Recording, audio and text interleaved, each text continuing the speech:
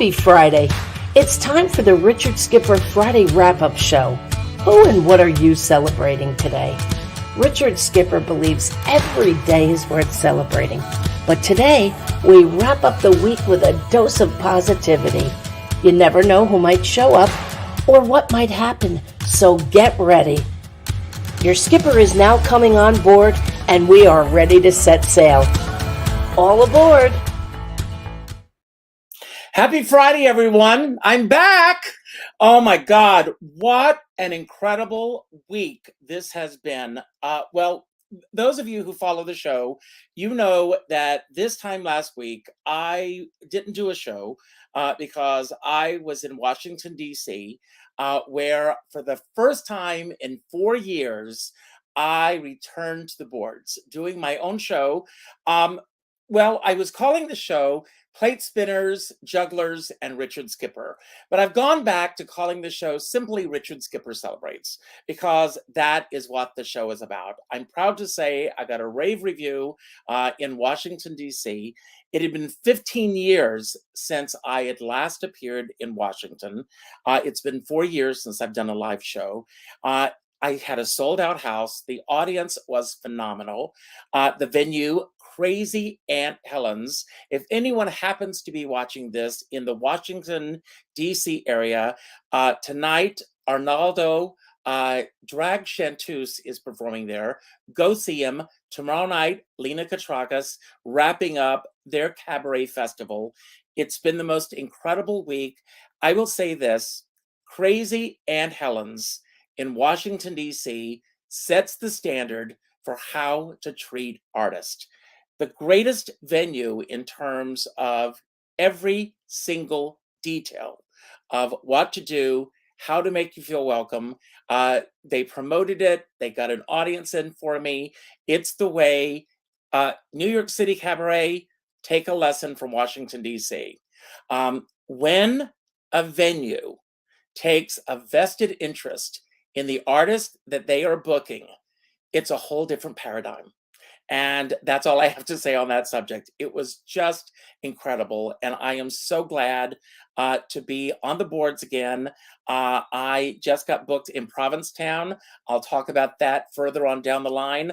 I'm looking to bring my show to other venues. So if there are any booking agents out there, call me. If any of you have connections, call your favorite venues, request me. But today, I am going to be celebrating 3 people who are making a difference. And I am excited to bring on our first guest.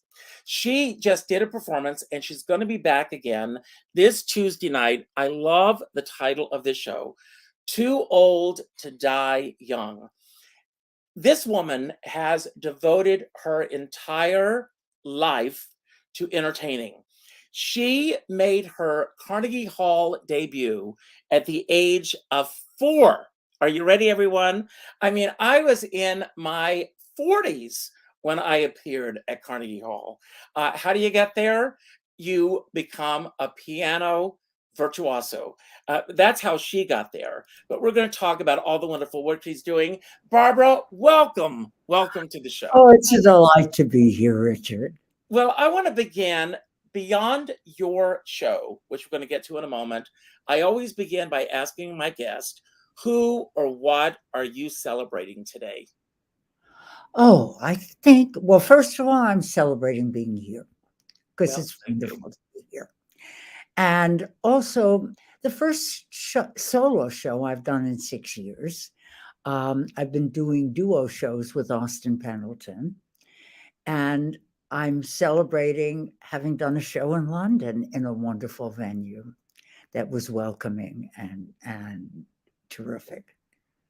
Well, while we're at it, let's also celebrate Ralph Lampkin. Oh, let's celebrate Ralph. I'll celebrate Ralph any day of the week. I mean, talk about a proactive publicist. Man. Ralph, if you're watching, and I hope you are, Yes. he really, that's how you are on the show today, because I received your press release and I said, let's bring her on the show and let's talk about the show. And because I get press releases from Ralph all the time, and he is really on top of things. He cares. He really cares. And that's very special. Well, let's talk about that aspect of the business. How did you and Ralph come to work together? Actually, Michele Brourman recommended him to me. And Michele's recommendations on anything. That's true. Yeah. And also Amanda McBroom, whose recommendations on anything I take. So this show, I mean, you and Austin have been working together for a long time. I just did my first solo show after a long time because Yeah. even before the pandemic, I did these shows called Richard Skipper Celebrates, in which I had other artists on stage with me. To be out there doing your own thing, and I want to say, last night I went to see Patti LuPone, phenomenal show. Of course. It's an incredible experience. How lucky are we, Barbara, when we get to be on stage and it's just between us, our musical directors, the lighting people, the wait staff, but it's between us and the audience. Yes. What is that experience like for you? The experience for me is like when I do theater, my scene partner is my partner. When I do cabaret, the audience is my partner. Or if I'm with Austin, the audience is our partner. And that's really what I love about it, because, I think of myself as kind of a musical storyteller. And you are. And, it's funny because I did a teaser in my show where I only sang just a smidgen, just to give the audience a glimpse into I'm Still Here. I did not sing the song. But you my show. but you sing your show is titled Too Old to Die Young. Why did you choose this particular song as the title of this show? That's because the show, actually, it's the first autobiographical show that I've done. And it begins with an incident. I won't say what it is, because that would be a spoiler alert. Mm-hmm. But it begins with an incident, and the incident has to do with age. But you're ageless. It's funny, someone asked me last night, there were these women sitting in front of me at the Patty's concert last night, and they said, how old do you think she is? And I said, she's ageless. And they said, that's a good answer. And I feel the same way about you. Well, thank you. Is age something that you think about? Yes, I do, and not necessarily in a negative way. It's the summation of a lot of experience and experiences. There have been many, many facets to my life, and I'm grateful for that. Now, let's talk about some of those facets before we bring on our next guest. You, as I said, you made your Carnegie Hall debut at the age of 4. Did you, thinking about that time, I had Lorna Luft on this show once, and I talked, when I brought up the fact of her being on the stage at the Palace Theater with her mother, she says, oh, I don't remember that at all. Do you have any recollection of being on stage at Carnegie Hall at 4 years old? Yes, I do. And did you experience any stage fright at that age? I don't remember experiencing stage fright. I remember, actually, Bess Meyerson, who was a former Miss America, walked me onto the stage. We had the same piano teacher, and lifted me onto the piano bench. And I remember that. And I remember my feet not touching the floor. And I remember a lot of people. And it was a pleasant experience. And I have to tell you a funny story. My grandson, one of my grandsons, has just played Carnegie Hall twice. And how old is he? He played the first time at 12. Wow. And the second time at, I think he was 14. And then was that the path that your parents thought that you were going to follow? My mother was very determined that her elder daughter was going to be a concert pianist and her younger daughter was going to be a violinist. And she was, by the way. Mm-hmm. I took a more circuitous route. I did go to high school as a high school, music and art, high school as as a pianist, and performed a lot during that time. And midway through high school, I decided that I thought I wanted to become a psychologist. I had a boyfriend who was a psychologist, and it fascinated me. It's funny how that will happen. Right? Yes. And so I entered college as a psychology major, but I supported myself through college as a musician. And as a singer. I mean, you also sang in coffee houses. Yes, in coffee houses, weddings, bar mitzvahs, subways, you name it, I've sung it. Now, at that time when you were singing in coffee houses, did you find that it was easier to find the opportunities than it is now? Oh, God, yes. Oh, yeah. I mean, you pretty much walked in, with a guitar and, joined in. And then if they liked you, they'd ask you to. And what do you think changed?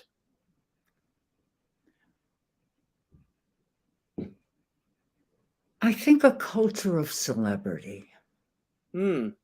Yeah. If I had to put my finger on it, a culture of celebrity, of drawing audiences.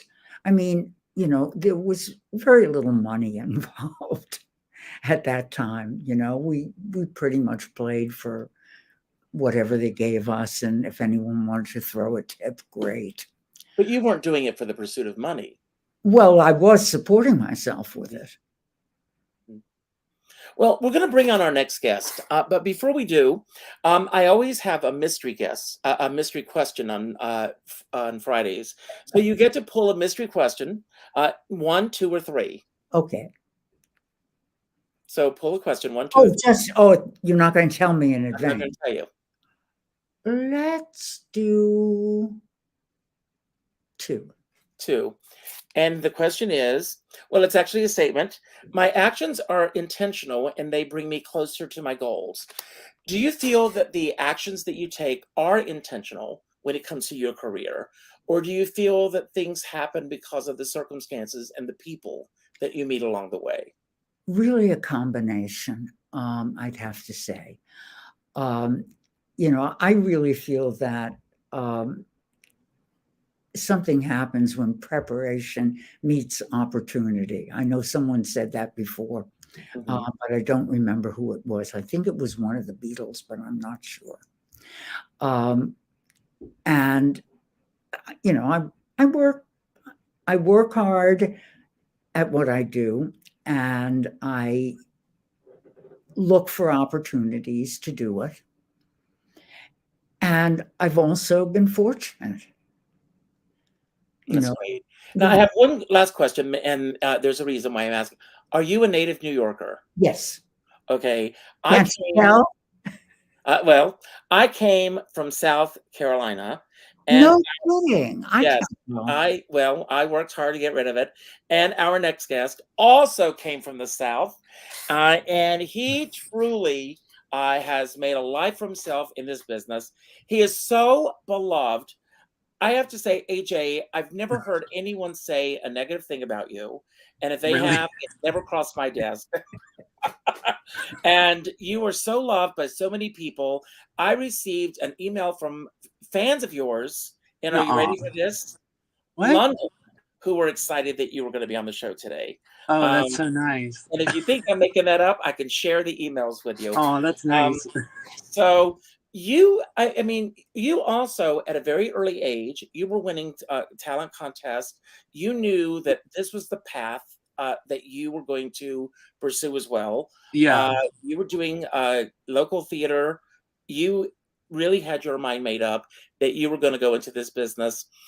Yeah. What was the light that went off for you when you said, everybody hold on, this is the path that I'm going to be on?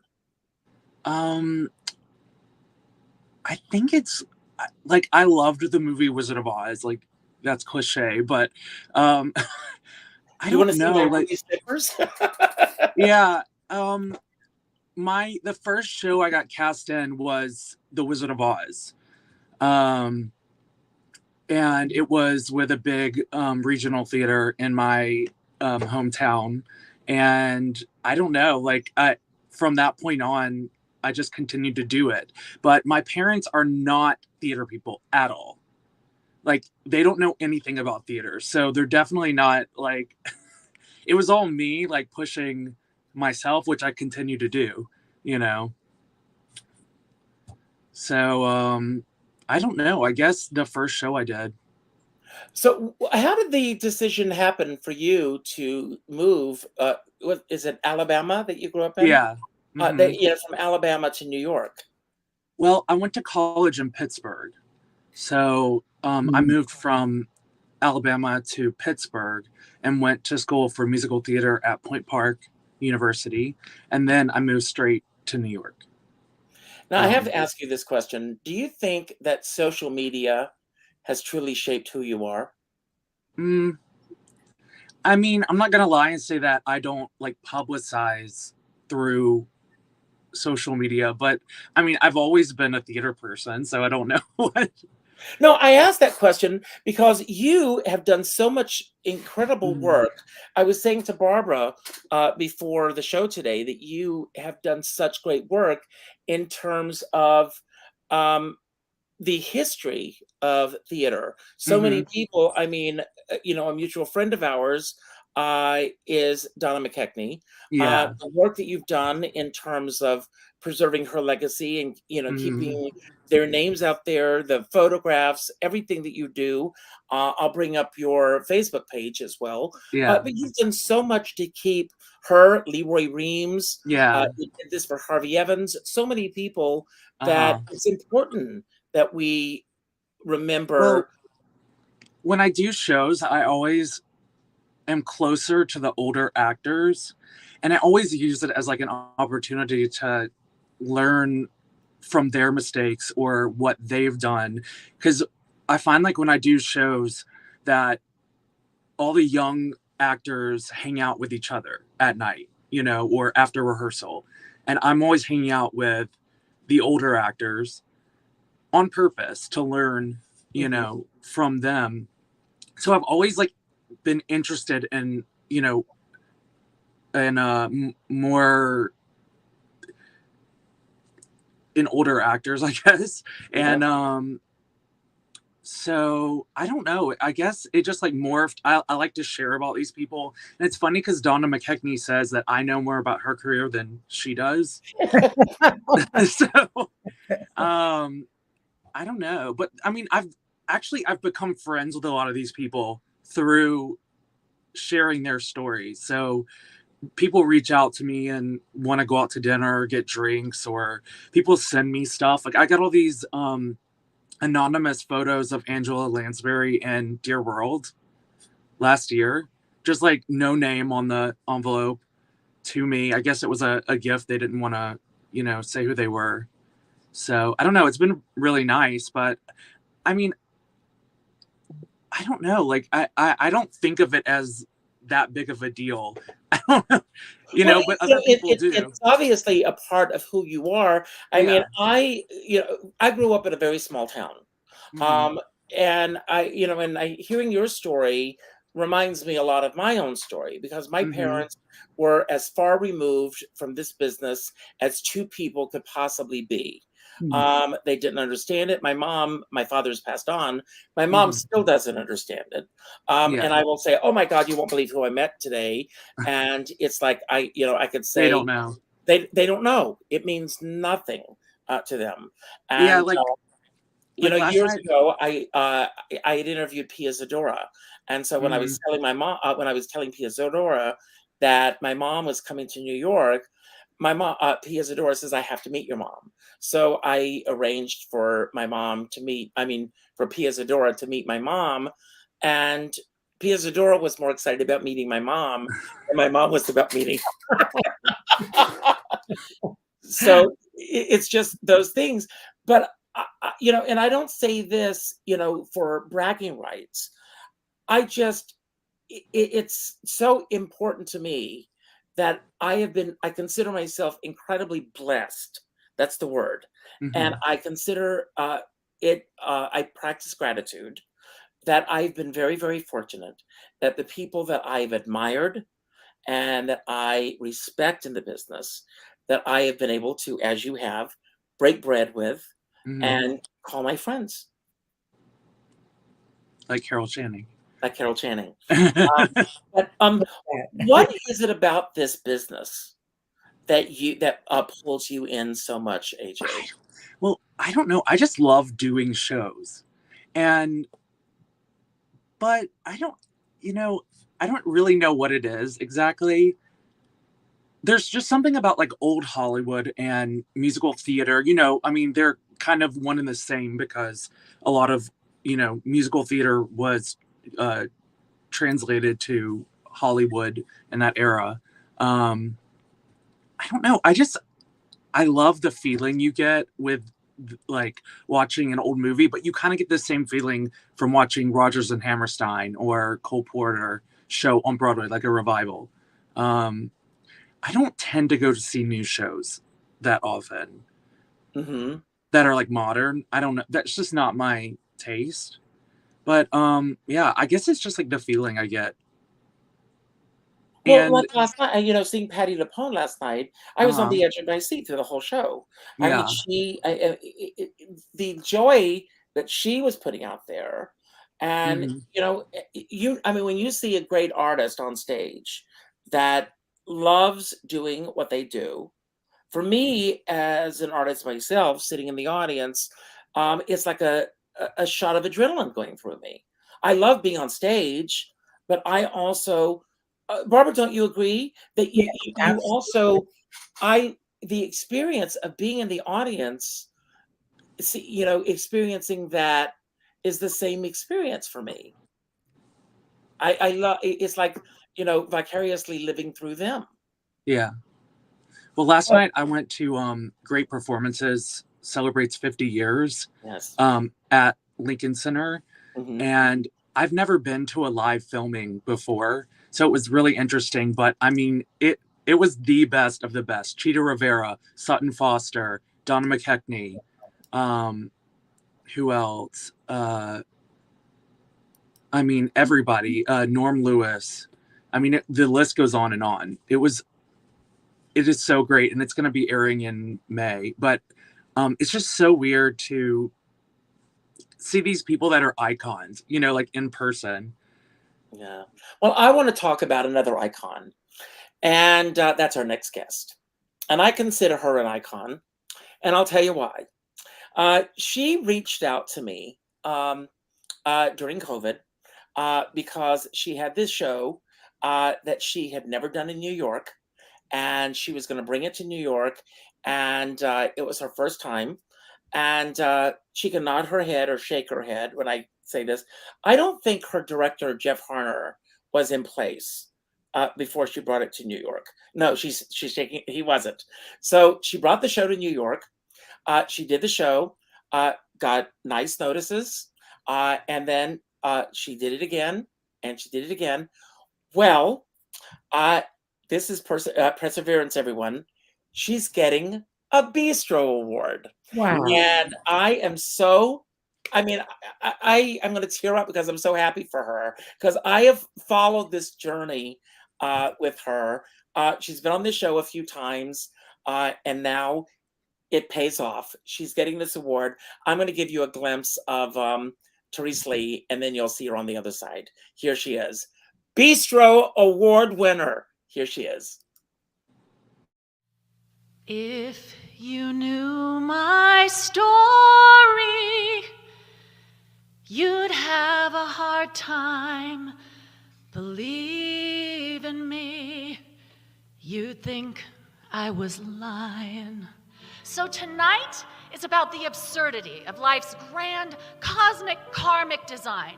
How in one of the most unlikely and unique twists of fate, one soul at her lowest could be thrust nose first into rarefied air and given one, possibly her last, shiny brass ring of ridiculousness and hope. You're alive, so come on and show it. You've got a lot of living to do, Therese Lee, with real Hollywood. He touched me. He put his hand in mine, and then he touched me.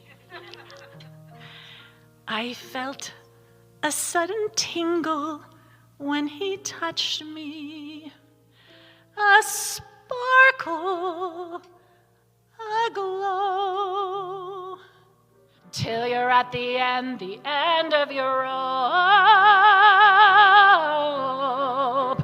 till you're standing in my shoes. I don't want to hear nothing from you, 'cause you don't know. I finish the song, which I oversell. Somebody says thanks and wishes me well. The next thing I know, I'm at Taco Bell, stuffing my face with meat. I've never been one for flipping my lid, but I gotta tell you that flip it I did. Now, she is not the type that goes putting on hats. She's certainly not a gal who is hot to be laughed at. And I met Jane Fonda, John Malkovich, Taylor Lautner, met Judi Dench, met Matt Dillon, Oliver Stone, Florence Henderson, Tommy Hilfiger, J.K. Simmons, Chris Christopherson, Alex Borstein on the other side of the tracks. If you knew my story.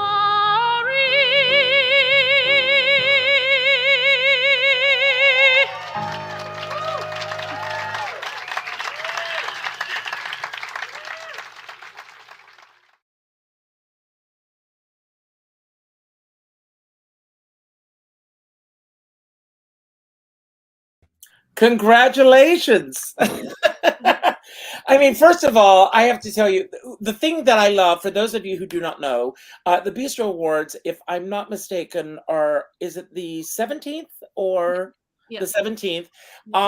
What I love about the Bistro Awards and is that all the recipients know ahead of time that they are getting this award.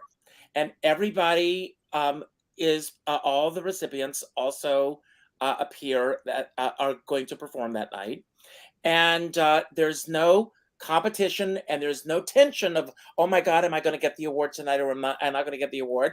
And it is also picked by the critics. So the critics chose you. How did you get the call, or how did you find out that you were going to get this? Well, first I want to say that Jeff was in from the beginning. So just he was my director and we co-wrote a lot of it together. So he was from the very beginning. Okay. I met him at the St. Louis Cabaret conference. Okay. But I got an email from Sherry Eaker saying, back in January, saying, we'd like to honor you, but we need to know that you can come to New York because I'm in LA. And I said, yes. You don't say no to that. You say yes. No. Yeah. So of course I'm coming. And then Jeff said, well, you should do your show again. And I'm like, okay. So it's a big week, but a very happy week. I'm absolutely thrilled. I had given up on all of this, all of it. I'd stopped singing for years. I just thought, that's not going to happen for me. And So to do my debut in New York and get a Beaster Award is just, people used to say, don't quit before the miracle. And I would think, yeah, for you, Yeah. my life is just going to be, nothing here. Although I had that crazy job of interviewing celebrities. So it was never nothing, even if, I mean, and the thing is, I mean, we've all had these brushes with greatness, but the way that I like to refer to it is that all of these greats have had the opportunity of brushing with each of us. yes. So that's the way that I look at it. Yeah. So what is the greatest Right on. lesson that you feel that you've learned over the past year on this journey from originally bringing it to New York to this very moment that you're sitting here now talking about this? It has been an incredibly healing experience for me because I talk about some stuff that I kind of start out and then it gets a little dark because I talk about some stuff that happened to me, some violence that happened to me. And it was weird to read it in a review, like there I go. And Therese, who was talking about past sexual assault, I was like, wow, there it is. Sorry to just get so on, but there it is. And then to have it just be like accepted, and it's the thing that's bringing me joy, and it's the thing, like my past and some of my worst moments are actually like creating the most joy in my life. And so it's just been like this thing of thinking, oh, I wasted all this time. It's like none of it was wasted. None of it. It's all, and that's what I've learned. Like, and I didn't do any of it by myself. I was never alone, even though I thought I was. And none of it was wasted. It's all good experience. And I got through it. I got through to the other side, it's very interesting. I was listening to an interview last week with, believe it or not, Paris Hilton. And she has a new book out where she is revealing some really heavy things that were happening to her as a child. And even her parents were not aware of some of the things that were happening to her as a child that they were really thrusting her into, like sending her away to a camp where they were like messing with her mind and everything. Yeah. It's one thing to put things on the pages of a book. It's a completely different thing to put it on stage in front of an audience where people are going to be making judgment calls. I have a show called The Magic of Believing, which tells the journey of my growing up in South Carolina and coming to New York. And, when none of us come out of this unscathed. We all have these demons. My sister called me as I was writing the show. She said, be careful with what you put out there. And I said, well, I don't want to make my audience uncomfortable at any point in the show, but how do you decide what you want to share and what you don't want to share without, that moment of saying, somebody might say, well, that's a little uncomfortable for me. How do you make those decisions? How did who Jeff? Yeah. Jeff, like I just told him there's a couple stories I tell, and especially one about the aristocrats where I don't know if you ever saw that documentary. Yes. Yeah. And I confronted Bob Saget because his version of that joke is just one of the most disturbing things I've ever heard. And so I was just telling Jeff this, going to the junket and all that stuff. And he looked at me and goes, oh, you should tell that story. And I'm like, really? Because every time I told that story to my friends, they all started looking really uncomfortable. And, but it's like, it's my favorite part of the show, really. I mean, to talk about that. And then there was another song that, Till It Happens to You. And I was just telling Jeff about that song that Diane Warren and Lady Gaga wrote. And he goes, oh, you should sing that song. And I'm like, really? And so I just did it at his suggestion. I would never have discussed any of this, but I was kind of willing because he knows more than I do. And so I just thought, okay, I'll just do I'll just do this because I trusted him. I trust him, So he really encouraged me to go a lot deeper than I would have by myself. Barbara, for those of us who have not seen your show yet, and how deep do you go in terms of sharing, do you share any moments that are not spotlight moments of your life? Oh, yes, I do. And probably of any show that I've done, my heart was sort of in my throat going up with this one. Oh, wow. Wow. And AJ, yourself as well. I mean, have you ever done an autobiographical show, or do you think that you would do an I autobiographical? think I will, but I haven't. I don't know. I don't think right now is the right time. I think maybe in my 40s. Yes, so young. Oh, So young. Too young to die old. so AJ, I realize I didn't ask you to pick your mystery question. So Oh, pick yeah. mystery question 1 or 2. 1. And it is, what's something in this business that you will never, ever do again? Oh, God. Oh. Huh. I don't know. I mean, there's certain theaters I wouldn't work at again because they weren't very nice. Mm-hmm. I don't know. That's a hard one because I would do I'm young, so there's a lot of things, I don't want to cut myself off from, Right. opportunities. So I don't know. I mean, a lot of the time I always say I don't want to dance again because I began as a dancer and I want to be a character actor. Mm-hmm. And, but I will dance again. So Okay. I don't know. Teresa, there's one question left, so I want to give it to you. What's one daily action that you can take to elevate, that you do every day to, when it comes to your career? A daily action that you do daily. I don't know. The first thing that popped in my brain was I meditate every day, which I think is really helpful. I do that too. Yeah, and then I do vocal warm-ups because I study with Celeste Simone, and so Oh, yeah, I love her. yeah. She's too busy for me. Oh. She's my neighbor, and I can't get her. Yeah. So obviously you Zoom with her. I do. I Zoom. Yeah. We've been trying to get together for brunch. We had a brunch here almost a year ago, and we've been trying to get together for another brunch. Oh, wow. And tomorrow night I'm going to see Cheetah Rivera, who she also works with, and she's too busy to go see Cheetah tomorrow night. It's a conflict. She's got something else tomorrow night, so it's crazy. So it's just crazy. So I've got some questions. I like, these are things that I pulled randomly. I do a lot of creative reading throughout the week. This is our Friday wrap-up show. So I've got some questions. They're random, so that I'm just going to pull for each of you in our remaining moments, just about the creative process. And I'll start with you, Barbara.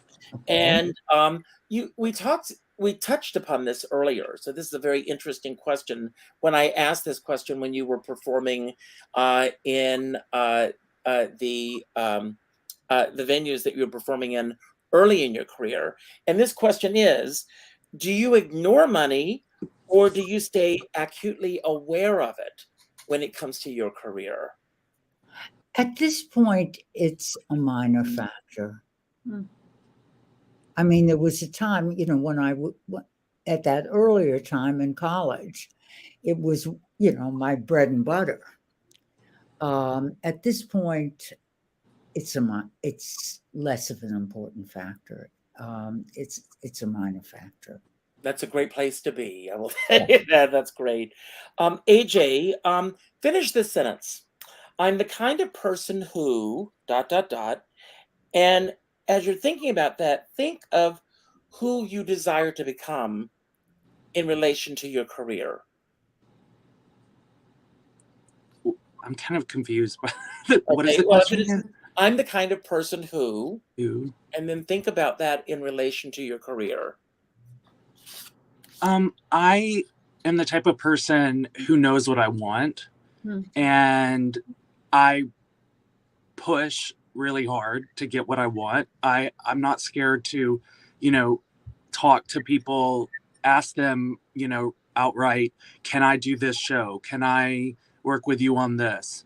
Because I think a lot of the time people are too scared to approach people, but you don't know that you could possibly open a door by, just emailing somebody or calling them and asking, because if they say no, it's no, but if they say yes, then you have a new opportunity. So Absolutely. I totally agree with that. Therese, and there's a quote here, if you can see it on the screen, about you, AJ, from our dear friend Alan, who's watching. So when it comes to your career, Therese, and you've already touched upon this also with your meditation, I totally am with you on that. Beyond that, how do you lead a meaningful life in this business? A business that's not the easiest to be in, let's face it. And how did you make this particular week meaningful? I'm just thinking in terms of how I used to be on the red carpet, because that's a crazy place to be in the middle of all those cameras and all those really famous people, and just realizing that everybody is objectified. So I just would try to make a connection. And so that's kind of like to use that language of the heart instead of like thinking, what can I get from this person? I can just see if I can connect to them, because everybody's human, no matter how famous they are, they're still human, and actually fame doesn't fix anything at all. I've noticed that. But, and then what did I do this week to make this week meaningful? I bought my ticket to go to New York, even though I'm terrified, but I just take the action anyway, right? I feel the feelings and then I take the action. So there you go. Good for you. That's great. And Barbara, how fully have you been using all parts of your talent this week? I know you did a show on Tuesday night, and my friend Russ Woolley said he saw you at KT Sullivan's show this week. So you, not only were you performing, but you were out supporting other artists. So that's important, everyone. Support other artists as well. So how fully have you been using all parts of your talent this week? I think this week in particular I have, because I wrote the show that I did, which has I'm calling it sort of a drama-ray, because I'm also a playwright, and I actually wrote some mixture of a cabaret and a theater piece. So I used that part. I used certainly the singing part, the musical part, and also my storytelling and connecting with people part. That's great. Yeah, I think so. I hope to be there Tuesday night. I really want to be there. Oh, I'd love you to be. I really would. No, I'm going to do everything I can to be there. AJ, what experiences this week make you feel the way that you feel at this very moment? I think, well, I've had a lot of opportunities come to me this week. So I have felt a little overwhelmed this week, which is not bad.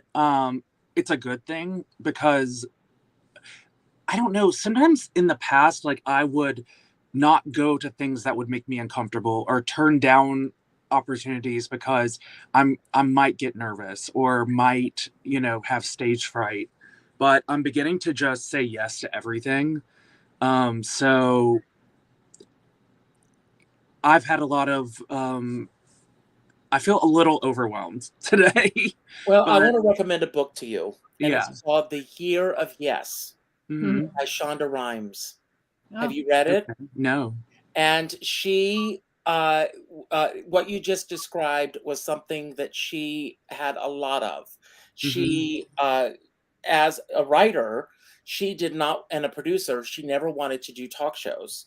And so when she was asked to do Jimmy Kimmel, she said only if they will pre-tape it, because she was afraid of passing out. She was afraid of throwing up. She was all these things that, and so she reached a point where her sister made a bet with her that she could not say yes to every opportunity that came her way for one solid year. And it changed everything for her. So I recommend this book to everybody. So she did say yes to everything. She did say yes. Okay. And she started saying yes, and it became a habit for her. Mm-hmm. And it just changed everything for her. So I would recommend, it's The Year of Yes by Shonda Rhimes. Okay. So Therese, what are you not doing right now because of fear? In terms of my career, Mm-hmm. I have a really hard time with self-promotion. I have a really hard, like, it wasn't easy for me to reach out to you and go, hey, can I be on your show? You know, You did. And what did I say? You said yes. But I have a really hard time with it. And someone who is a working actor that I know who lives around the corner from me, he just said it's just a muscle. It's just a muscle. Mm-hmm. And you just have to keep doing it until you can pay someone to do it for you. You know, but I have a hard time with that. Yes. Everybody, if you have something to promote, reach out to me. Reach out. I'd love to have you come on the show. So, Barbara, what would you say to your 7-year-old self about where you are today?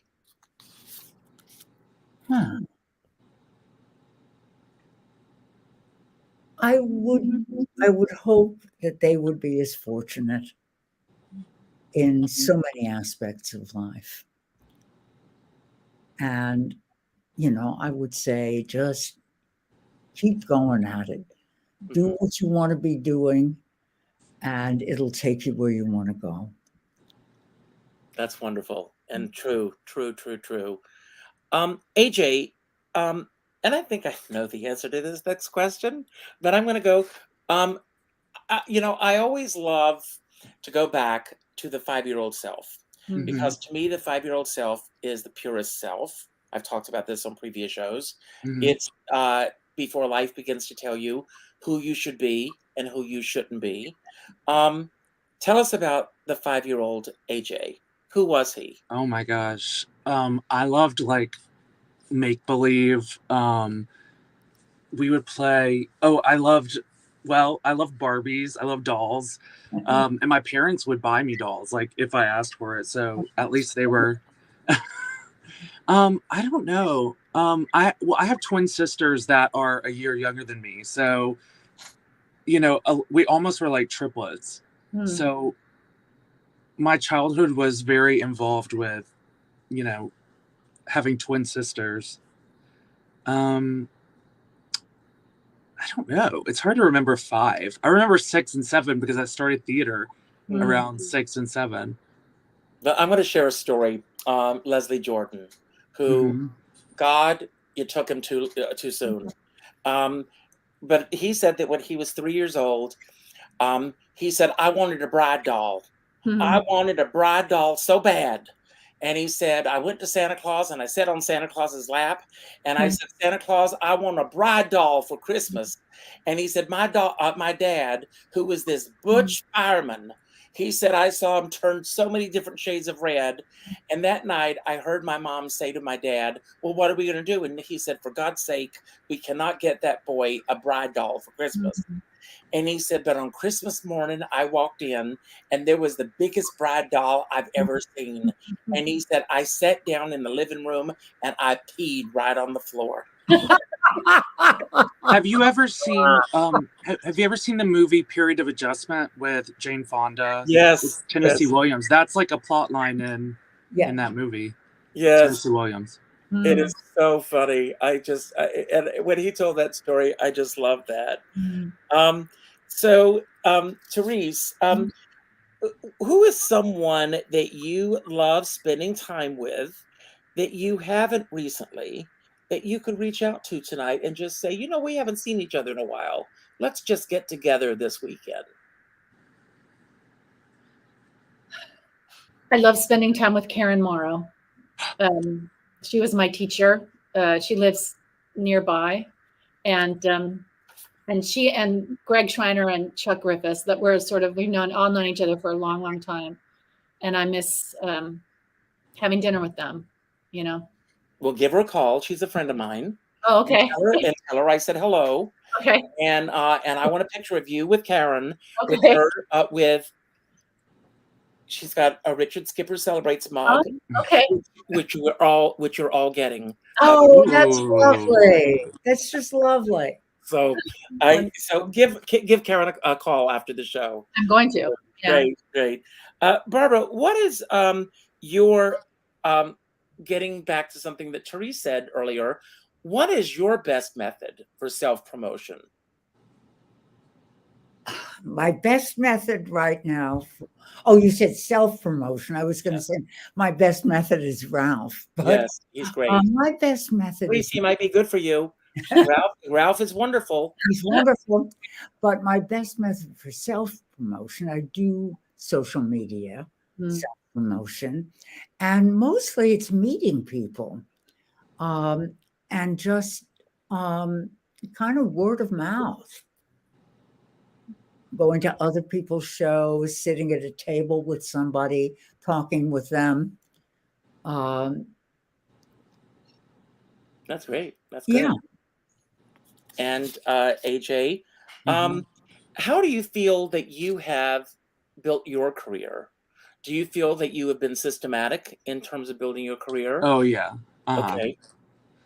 I mean, yeah, I mean, a lot of it is publicity because now a lot of publicity is social media. So that's partly why I do what I do, not specifically for myself, but I mean, I'm also publicizing these other people, you know, the people that I share in my group.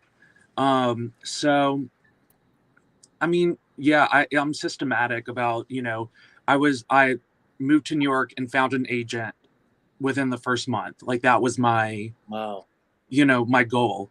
And I guess you kind of have to know, like, you know, right when you move to New York, you have to know where to go or who to talk to in order to, you know, get an agent or a manager, get into auditions. So Great. I'd say yes. And Therese, what will you do to impact the world around you today? Oh, Lord. Besides, call your friend. I didn't, you know, it just popped up in my brain. I took a walk because I took a walk because the sun's finally out here in California. And I was walking and I heard this big thump behind me. And it was this big dog. And he had gone up on the fence and he was peeking through the fence and I knew he just wanted to say hi. So I went over and I just took some time to, I don't know. I just think when you do stuff like that, like take time to notice the dog who wants to say hi to you or how pretty the flowers were, that the sun is out, that's a pretty good way to, you know, just enjoy the world. I totally agree with you. That's wonderful. And Barbara, does thinking about your upcoming show, Tuesday night, everyone, at Pangea, are you able to solely focus on this, or are you currently thinking about what's next? I am also thinking about what's next, yes, because we have a show coming up in May, Austin and I, and our guests are going to be Richard Maltby and Gretchen Pryor. Wow, and I love both of them. Yeah. Yes. And we have to shape it. We have to make this show. So I'm also thinking about that. That's great. Well, I want to thank you all for being here today. And, you know, we are going to wrap everything up. Each of you are going to get a chance to have your final word today. It could be about anything that we've talked about today that you want to build upon, anything that we haven't talked about that you wish we had, or just any final word that you just want to leave everyone with today. I will start with you, Barbara, and then it'll turn over to you, AJ, and then Therese, you will have the final word. And don't worry about how to end the show. As soon as you say goodbye, the final words, the credits will roll. I want to thank everybody for being here today, and I want to thank everyone for being here. If, you know, when it comes to promotion, if any of you are interested in either advertising in my newsletter or sponsoring an upcoming show, reach out to me and talk to me about it. I know that in the world of cabaret, we don't make a lot of money. It's not about making money in cabaret. So I'll try to spending it. Yes, I will try to work within your budget. So just reach out to me and we'll make it happen, because I know how important it is to get the word out about your shows. I also say that it's not just about what we do on stage. It's really about going out and supporting other artists. If you're able to go and see these shows, by all means, be there. And if you're not able to go, and if you are able to treat a friend or someone to the show, buy a couple of tickets and send them to see a live show. They will thank you for it, because there's no better gift. I've reached a point in my life at 62 where material things no longer matter to me. It's really about life experiences. It's being having a dinner with a friend, or going to see a live show, or doing any of those things. Those are things that can never be replaced, and those memories are the best things in the world. As you all know, I always end every show by telling everyone to go out and do something nice for somebody else without expecting anything in return. Pick up the phone, as Therese's going to do after the show, and call someone that you haven't spoken to in a while, and let them know how they've made a difference in your life. And it's very important that we do so now, rather than waiting until it's too late to do so. As I've read, we're all in the same storm, but we're in different size boats. Some are in canoes, some are in rafts, some are in kayaks, some are pushing tugboats upstream. Doesn't matter what size boat you're on, as long as you have a skipper by your side. And with that note, I'm going to leave the screen and I'm going to turn it over to you, Barbara. This show has been so important to me today. Thank you all for being here. And Ralph, thank you for all the work you do. Barbara, it's all yours. Okay. I just want to say thank you. This was wonderful. It was wonderful talking with you, Richard, and also with Teresa and AJ. And I also want to throw a kiss to Ralph. So there it is. And one more thing, which is the only thing one can't make more of in this world is time. So I just want to thank you guys. This was so nice. And I want to encourage you to join Broadway by Broadway on Facebook and take part. And I wanted to show you my kitty. Yes, he was taking a nap the whole time behind me. Other than that, bye-bye. I guess I just want to say, as I said in the beginning, don't quit before the miracle, because I turned 60 this year, and I'm way past the time everybody thinks you're supposed to be having a good life. And I have to say, I'm happier than I've ever been. And so it's totally worth whatever you're going through. Keep going. There's another side. It might take a long time, but just keep trudging, because the only way out is through. And I'm so grateful to have been here and chatted with everyone this afternoon. And if you're in New York and you want to come see my show on April 15th at 7 p.m., I'd love to see you. Thank you, Richard, for having me here today. Thank you.